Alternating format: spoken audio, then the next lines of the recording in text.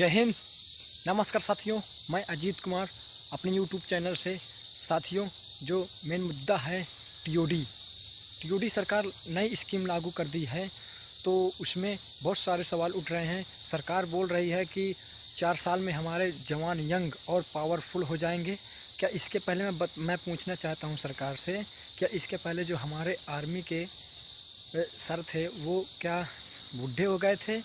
जो नई तकनीक अपनाया जा रहा है, और सरकार को ये नहीं समझ में आ रहा है कि हमारे देश ही उसके रक्षक हैं।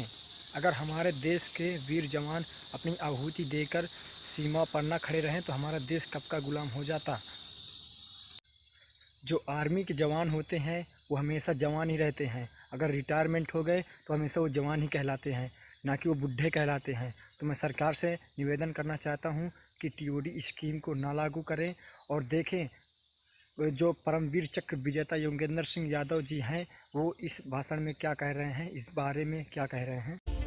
कैप्टन यादव, आप जाबाज जवान हैं, आप परमवीर चक्र विजेता हैं। करगिल युद्ध में आपने अपने पराक्रम को दिखाया था।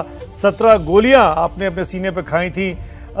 ये कहा जा रहा है बार बार करगिल की रिव्यू कमेटी की रिपोर्ट के बेसिस पर कि अब सेना को जवान करने की ज़रूरत है। हमारी सेना बुजुर्ग होती जा रही है।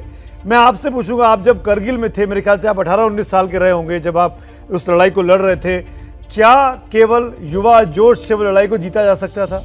आप क्या कहना चाहेंगे? कारगिल का युद्ध 19 साल की अवस्था में लड़ पा रहा था, और मैं तब लड़ पा रहा था वहां पे टाइगर हिल के ऊपर जब मेरे साथ एक अनुभवी लोग थे, जिनकी सर्विस मेरे से जो है 10-10, 15-15 साल ज्यादा थी, जिनको एक जमीनी अनुभव था।